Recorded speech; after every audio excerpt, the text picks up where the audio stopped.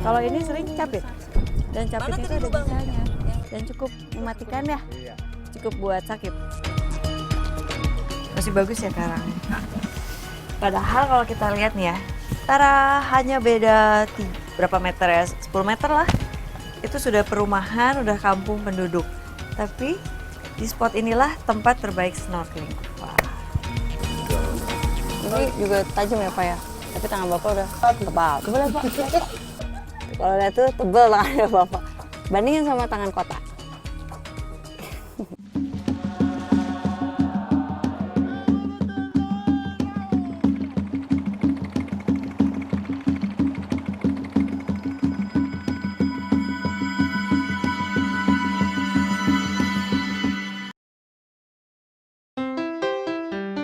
Dari Sabang sampai Merauke berjajar pulau-pulau, sambung menyambung menjadi satu, itulah Indonesia.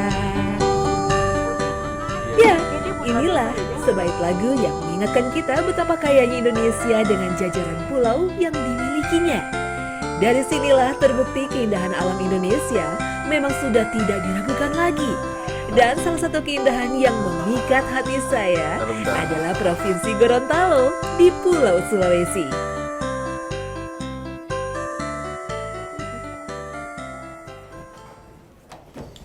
Selamat datang di Desa Torosiaje, sebuah desa yang dihuni oleh sekitar 1.400 jiwa.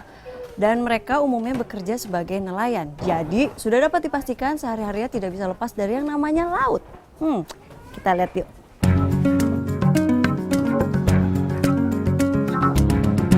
Desa Torosiaje di wilayah Pohuwatu merupakan sebuah perkampungan yang sebagian besar dihuni oleh komunitas suku Bajo, Sulawesi.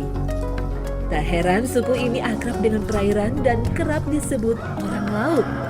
Hal ini karena hampir seluruh aktivitas orang Bajo selalu berhubungan dengan laut, termasuk dalam usaha menyambung hidup dengan menjadi seorang nelayan. Meski identik dengan profesi sebagai seorang nelayan, ada kalanya suku Bajo mencari asupan makanan hanya dengan mengandalkan wilayah pesisir dan tidak melaut jauh keluar garis pantai. Kali ini hewan jenis crustacea, yaitu udang, menjadi target buruan kami di saat air sedang surut.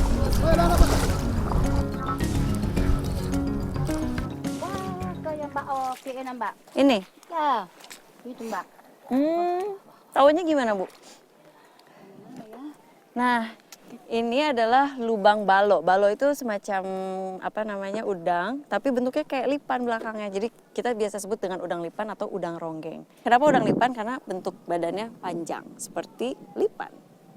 Kayak gimana masih belum tahu. Jadi cara menangkapnya juga unik. Dia harus ada pancingannya berupa lidi, lalu ada umpan dan ada lasso untuk menangkapnya ketika dia sudah memakan umpan tersebut. Ini digedein gini Bu? Iya. Saya diajarin sama ahlinya nih, asik. Gini, masukkan. Belum, peluang ke Makarawak nun, entan pisi kami. Belum aku belum, panah lo belum, kepanasan aku belum menilai ke belum peluang aku. Oh belum, iri umpang pas Karawak nu, intan Meski melaton terlihat nih. tidak meyakinkan, namun kepercayaan ini adalah wujud betapa masyarakat Torosiaje masih sangat menghormati alam sebagai satu-satunya sumber mata pencaharian mereka. Balo, palua, makarawa, tampisiku. Artinya, balo, makanlah, Ya, keluarlah. dari rumahnya makan pancingku. Oke. Masuklah perutku. Ya, Tambahannya. tambahnya. Dalam memancing udang ronggeng, pancingan yang telah dipersiapkan biasanya akan ditinggalkan. Namun tetap harus diawasi apabila terjadi gerakan. Gerakan ini menandakan udang ronggeng sudah mulai memakan umpan yang dipasang. Habitat dari udang jenis ini berada di perairan yang cenderung berkarang, hampir sama dengan udang dari jenis lain. Biasanya spesies ini aktif pada malam hari untuk mencari makan. Sifat lain dari udang ini adalah ia suka membenamkan diri dalam pasir atau lumpur. Pasar dulu, pasar balona. Oh dapat bang? Iya, dapat. Akhirnya dapat juga setelah nunggunya lumayan lama tadi. Berapa Iya, jam? lumayan banget. 10 menit ada? Iya.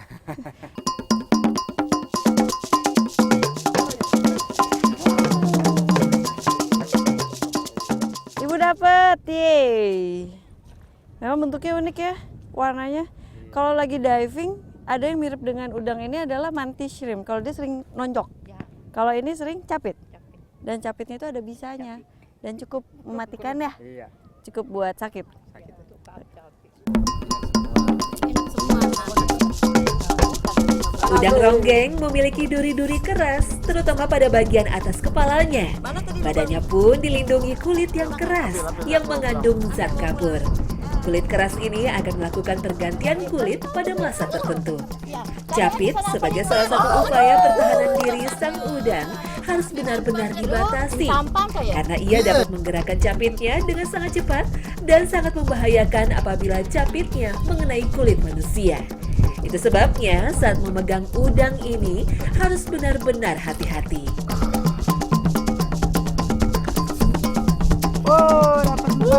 Dapat basah bang. Oke, sudah kita 4 saja ya. Ini karena carinya sudah setengah hari. Cuma dapat 4. Jadi mungkin kenapa ibu-ibu sama bapak-bapak jarang cari balo ya? Karena waktunya lama sekali. Mendingan cari yang produktif kayak ikan gitu ya. Kayak Pantas ini anak-anak doang ya. ya.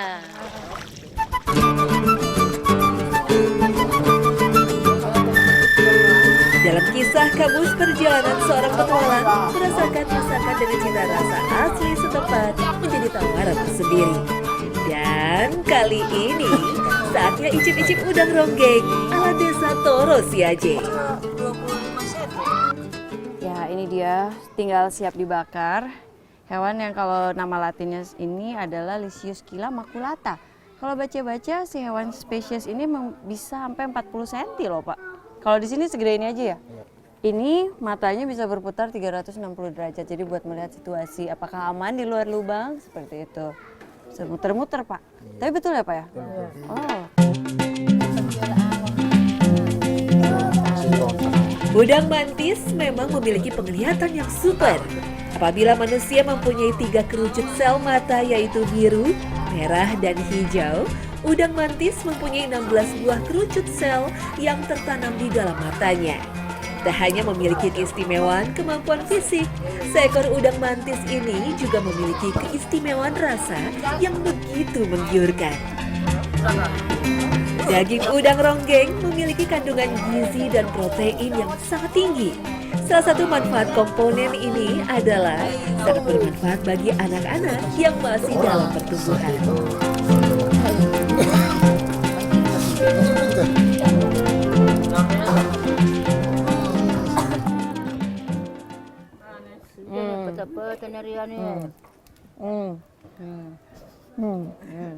Enak banget. Ini nggak pakai bumbu apa-apa tadi bener ya? Enggak. Nggak ada. Asli manis, manis terus asinnya pas. Ada asinnya. Lebih enak dari lobster. Lebih enak dari lobster, beneran. Ada yang udah kenyang belum? Sudah. Kenyang semua.